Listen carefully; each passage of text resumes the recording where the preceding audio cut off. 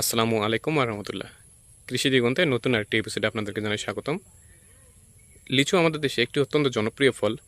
লিচু চাষাবাদ অনেক লাভজনক, তবে লিচু চাষাবাদের ক্ষেত্রে কিছু নিয়ম না মানলে পরবর্তী বছরে কিন্তু লিচুর ফলনে অনেক ঘাটতি দেখা যায়, অর্থাৎ হচ্ছে ওই গাছটাতে কিন্তু আগের মতো ফলন পাওয়া যায় না। তো এই ক্ষেত্রে মেজর যে বিষয়টা থাকে, আমরা লিচু সংগ্রহ পরে অবশ্যই আমাদেরকে ডালপালা ছাঁটাই করে দিতে হবে। ডালপালা ছাঁটাই না করে দিলে পরবর্তীতে কিন্তু ওখানে নতুন করে কুশি, যেটা কাঙ্ক্ষিত কুশি, সেটা কিন্তু আসার সুযোগ পাবে না এবং সেখান থেকে কিন্তু মুকুলও আসার সুযোগটা পাবে না। এখানে আপনাদের একটা জিনিস দেখাই যে এই যে দেখুন, এটা ছিল বোটা।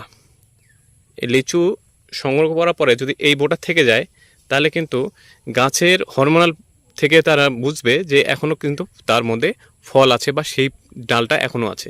তাহলে সেই ক্ষেত্রে নতুন করে যে ফল হওয়ার যে ডাল, সেটা কিন্তু এখানে নতুন করে গজাবে না এবং সেখানে কিন্তু ফলনটাও আসবে না। সেই জন্য আমাদের কী করতে হবে, অবশ্যই আমাদেরকে এই যে ডালগুলো এগুলো ভেঙে দিতে হবে।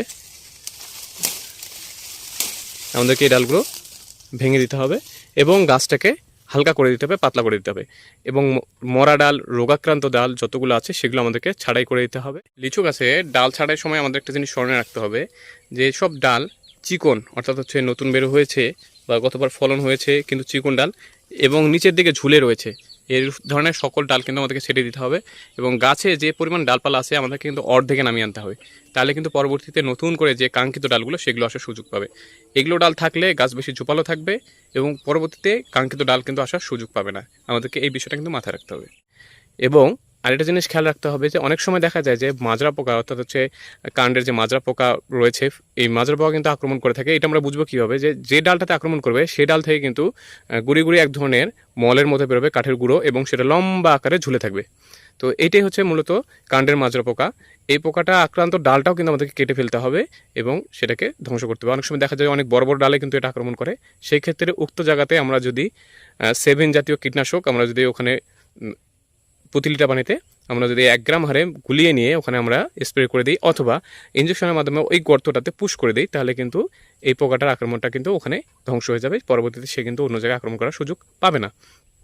আর অবশ্যই পরিষ্কার পরিচ্ছন্ন চাষাবাদ করতে হবে, গাছের গোড়া নিট অ্যান্ড ক্লিন রাখতে হবে এবং বর্ষার আগে এবং বর্ষার পরে আমাদেরকে জমিতে, অর্থাৎ হচ্ছে লিচু বাগানে আমাদের কিন্তু সার প্রয়োগ করতে হবে গাছের বয়স অনুযায়ী।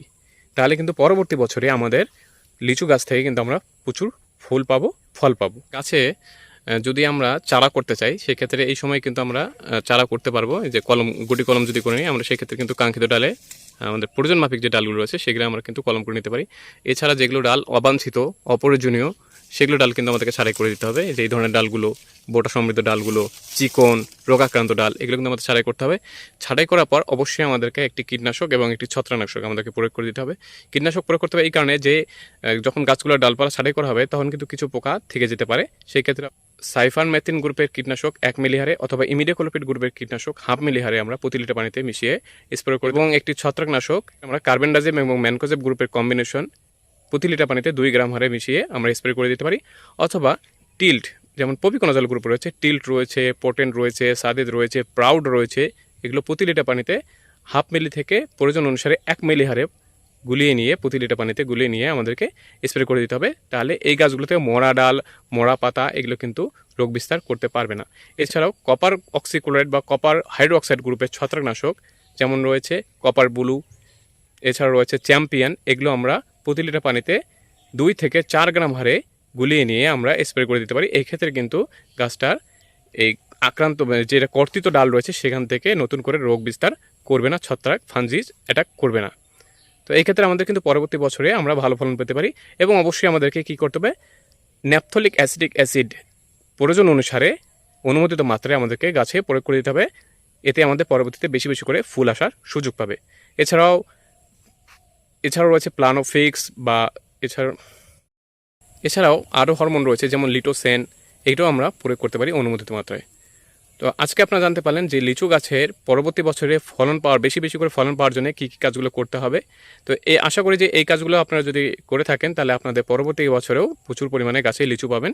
ভিডিওটি ভালো লাগলে লাইক করতে পারেন, উপকারী মনে হলে বেশি বেশি করে শেয়ার করবেন। চ্যানেলটি নতুন দেখে থাকলে সাবস্ক্রাইব করার অনুরোধ রইল। পরবর্তী এপিসোড দেখার আমন্ত্রণ জানিয়ে আজকে এপিসোড এখানে শেষ করছি। আল্লাহ হাফেজ, আসসালামু আলাইকুম ওয়া রাহমাতুল্লাহ।